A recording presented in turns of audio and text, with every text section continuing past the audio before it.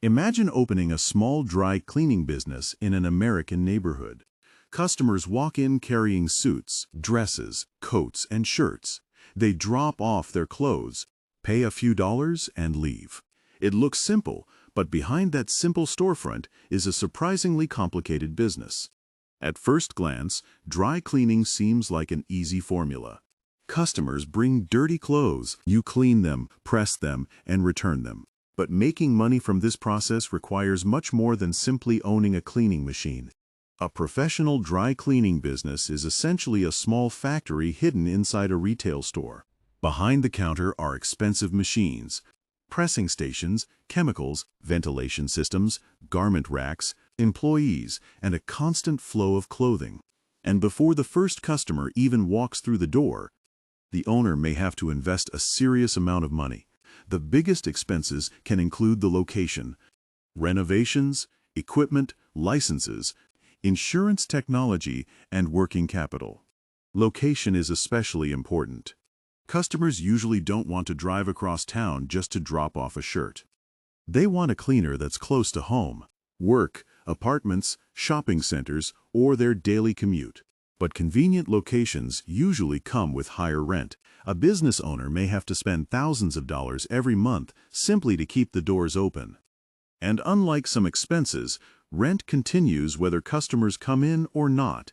Then comes the renovation. The owner may need new plumbing, electrical work, counters, lighting, garment racks, security cameras, ventilation, and other improvements before the business is ready to operate. And then there are the machines. Professional dry cleaning equipment can cost tens of thousands of dollars. A complete operation may require cleaning machines, dryers, pressing equipment, steam systems, and other specialized equipment. But what are customers actually paying for?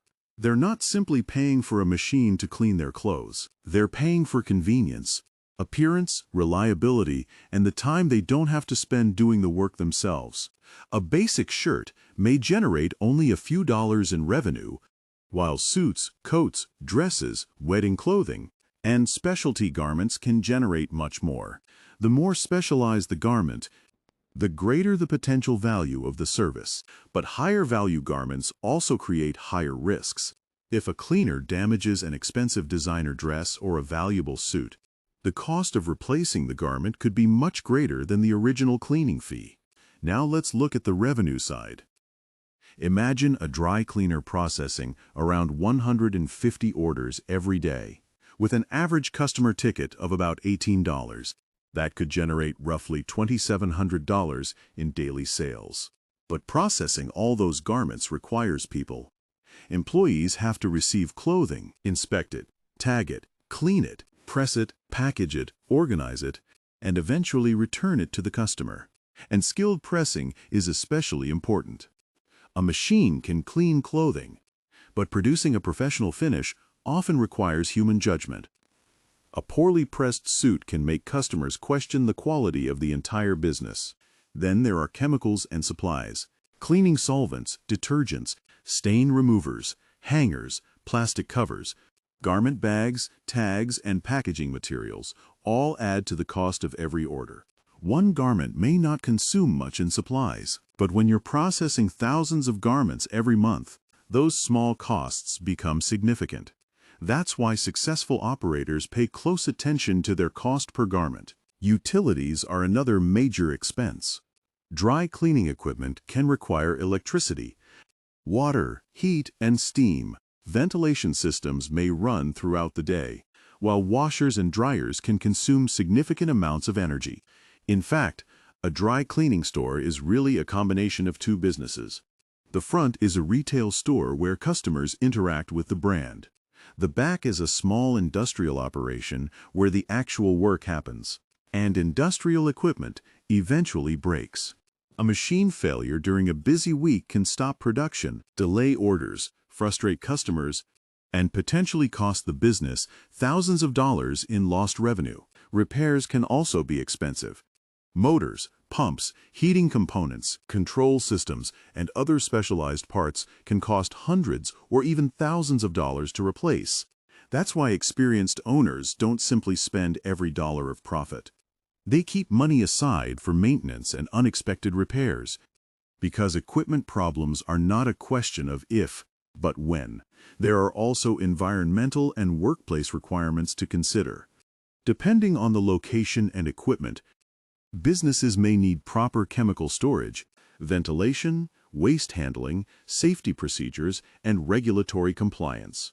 Now let's return to location. Imagine two dry cleaners. One is located beside apartments, offices, and a busy shopping center. The other is hidden behind a building with poor parking. Even if the second cleaner offers great service, getting customers may be much harder. Convenience matters. A customer might drop off clothes on the way to work and pick them up on the way home. The easier the process feels, the more likely that customer is to return. And repeat customers are incredibly valuable. Unlike a business selling expensive products that customers buy once every few years, dry cleaning can generate revenue from the same customer every week or every month. A loyal customer base can therefore become one of the business's most valuable assets.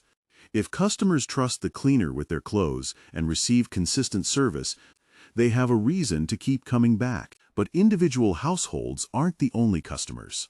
Commercial accounts can provide another major source of revenue. Hotels, restaurants, offices, medical businesses, and other companies may regularly need uniforms or professional clothing cleaned. The advantage is volume. Instead of waiting for individual customers to arrive, a commercial account can send dozens or even hundreds of garments on a regular schedule. The downside is that commercial customers often negotiate on price. So while the business gets more volume, the profit per garment may be lower. The owner has to make sure that additional volume actually creates additional profit. Another opportunity is alterations. A customer might come in to clean a suit and also need pants shortened, a zipper repaired, or a button replaced. The business can earn additional revenue without having to find a completely new customer. This is powerful because the customer is already standing at the counter. Instead of spending money to attract another customer, the business can increase the value of an existing transaction. Pickup and delivery can take the convenience even further. Customers can schedule a pickup hand over their clothes and receive them back without ever visiting the store. Technology makes this easier. Customers can place orders through a website or smartphone, receive notifications, and track their garments. For the business, digital systems can organize orders and reduce mistakes. But delivery creates new costs. The business now needs vehicles, fuel insurance, drivers, and route planning. A driver delivering one small order across town may not be economically efficient. That's why route density matters. If a driver can collect and deliver dozens of orders in the same neighborhood, the cost per order falls dramatically. More customers along the same route can make delivery much more profitable. Now let's imagine a medium-sized dry cleaning business processing 18,000 garments every month. With an average revenue of about $4 per garment, that's roughly $72,000 in monthly sales. $72,000 sounds impressive. But revenue isn't profit. The business still has to pay rent, wages, utilities, chemicals, maintenance, insurance, delivery costs, technology, marketing, and many other expenses. Imagine those expenses total around $55,000 per month. That would leave roughly $17,000 before taxes, debt payments, depreciation, and certain owner-level expenses. If the business consistently maintains that level of performance, it could generate strong operating cash flow. But remember, these are hypothetical numbers. Real-world results can vary dramatically depending on the market and the business model. One of the most important numbers is the break-even point. This tells the owner how many garments need to be processed before the business covers its costs and begins generating operating profit. Imagine the facility has expensive machines capable of processing 25,000 garments a month, but the business is only processing 10,000. A huge amount of capacity is sitting unused while rent and equipment costs continue. But as customer volume increases, Those same machines can process more garments without requiring an entirely new facility. That's operating leverage, and it's one of the reasons volume can dramatically improve the economics of the business. The biggest risk, however, may be low customer volume. You can have beautiful equipment, trained employees, and a perfect storefront, but if customers don't come through the door, the fixed costs can quickly become a problem.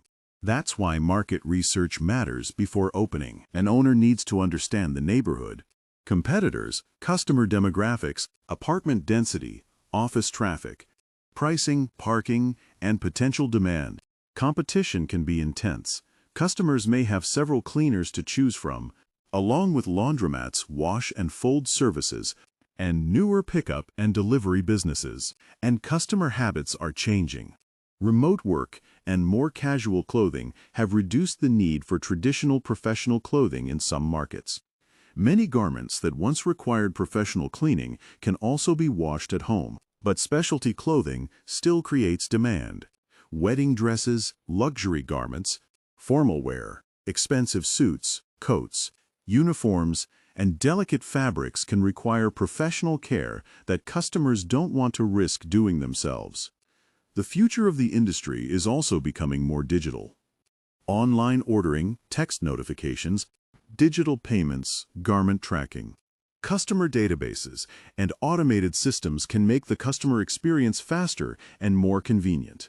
The strongest businesses may combine traditional dry cleaning expertise with modern convenience. Customers can order online, schedule pickup, receive notifications, and have their clothing returned without interrupting their busy lives.